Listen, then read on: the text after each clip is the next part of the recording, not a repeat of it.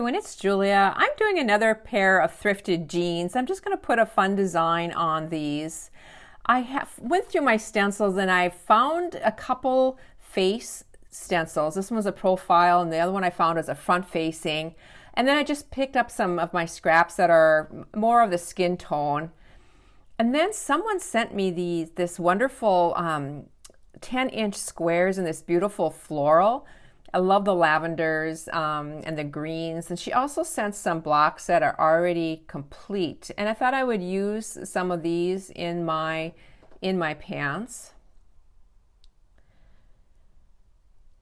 I want to cover the back of this 10 by 10 complete and cover the entire back with paperback adhesive. And then I'm going to cut these little, fussy cut some of those flowers out.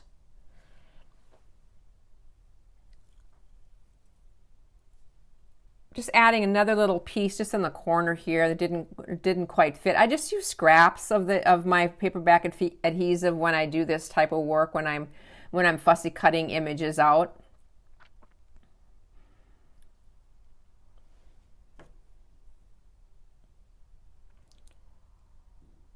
I have another piece of paperback adhesive. This is Steam-A-Seam 2, so it's sticky on that paper side or that glue side, and I'm just going to lay in strips of this fabric.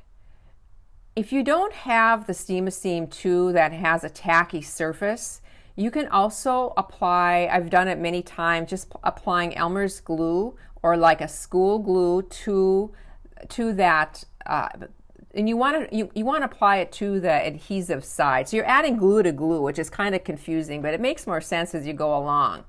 Also, you can use like a spray basting, like a basting spray as well. Anything that gives it a tacky feel to it. Just laying these in and continuing until that whole piece is filled. Now I'm adding a piece of parchment paper and I'm going to iron this, and this will activate that glue that is on the paperback adhesive. I'll flip it over too and iron the back of it. And now this is going to turn it into one big applique or one big iron-on patch. And just remove that backing kind of carefully so it doesn't take apart any of those strips. But now all those strips have an adhesive on the back of it.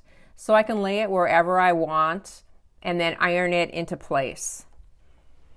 Just going to fiddle around with it a little here and then also just to see where I want this stencil to be.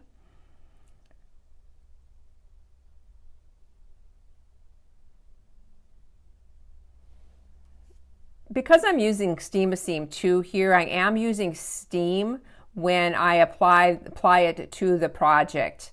This is going to really, it's a wonderful glue when you use the steam. Really, and it feels a lot like the garment itself. I do like Steam-A-Seam 2 because of that. Just removing some of these little strips at the end here. And then I'm going to place my stencil on, and I'm going to stencil, and I'm going to use an acrylic paint in the color, it's like a lavender or I don't know what color, purple.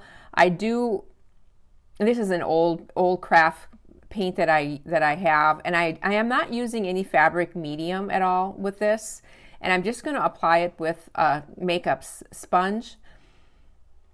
Acrylic glue is pretty much dry in 30 minutes, but you do want to let it sit for at least 2 weeks before it's washed, and it will completely cure in about a 2 weeks time.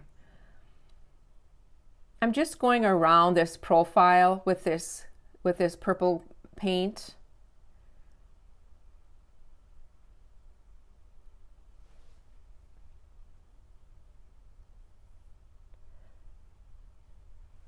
You can see the floral now that I have fussy cut out, and I'm going to use that in place of her hair.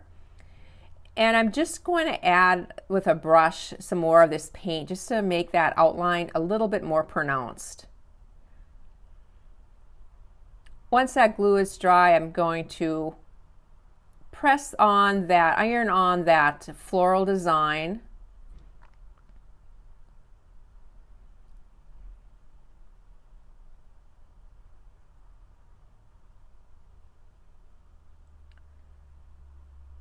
And I'm just deciding whether I want to add that little piece of fabric down by the neck. It kind of looks like a necktie a little bit. And I think I do decide to press that on, iron that on as well, and use that in my design. It doesn't have any of my adhesive on the back, so I am just going to add it with a little bit of school, like a glue stick.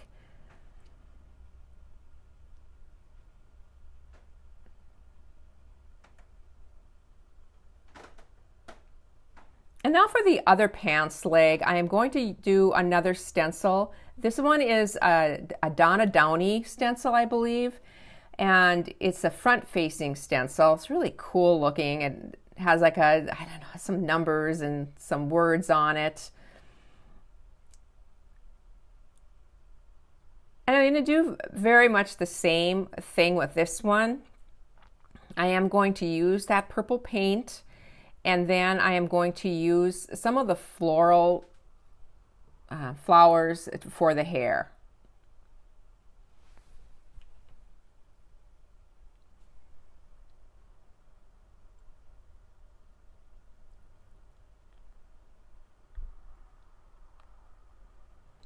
Lifting it every once in a while just to make sure that it's coming through. I will say that paint soaks into this very quickly, into this denim. Sometimes I actually use a white before I use my regular paint. Just use a white acrylic, let it dry, and then the paint will, the colored paint will go over it a little bit better because it does soak in. I am going to take this and add with a paintbrush again and add a little bit more paint to the outline.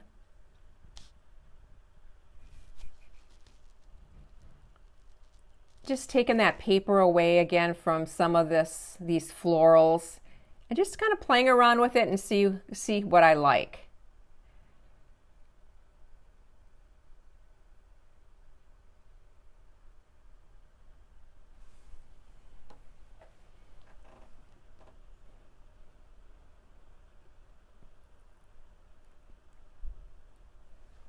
Giving it a good press. And then as I'm looking at this, the whole design just needs to pop a little bit more. So I am going to be using my Pitt pens and just outlining, just using the same stencil and just outlining everything. So this is black. I'll link these pens down below. I really like them because they are washable. They're great for fabric because it doesn't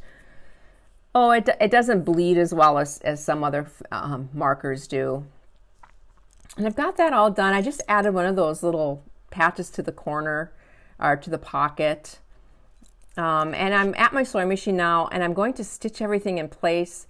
I do have my open arm on my sewing machine exposed, and I'm just taking all this pants leg through this open arm. And I'm using my free motion foot. So my feed dog's down. I have my free motion foot on.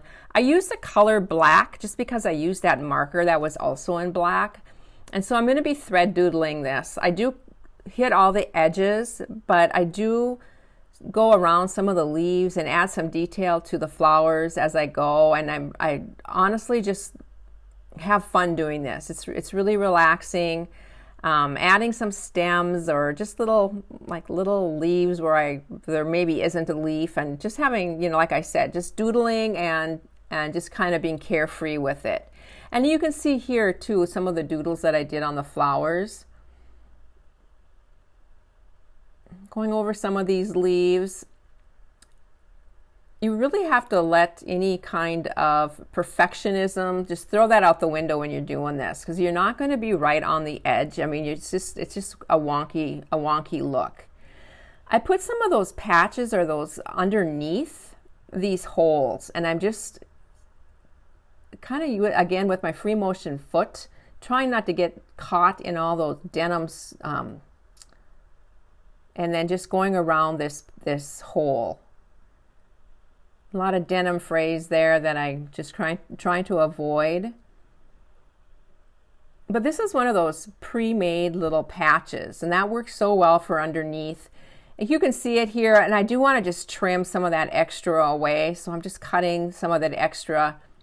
Just turn the pants leg inside out so I can reach it a little better and see what I'm doing. And my jeans are done. I'm just going to share with you some pictures at the end, and just a little bit more of the detail on the flowers.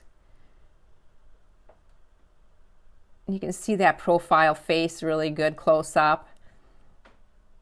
I love the purple. I just don't use purple a lot, but in this kind of a thing, I just love the way it looked. And I love purple and that green. That's just, yeah, it's just so pretty. The black pan really added or really helped with that design. And then you can see the back. I just used another one of those pre-made little squares. So fun. I hope you have enjoyed this. I hope you have a chance to create this week. I love doing these jeans because they're all one of a kind and unique, and just they just turn out differently. They're very organic. I never know what's going to happen with them, but I hope you enjoyed this. Bye for now.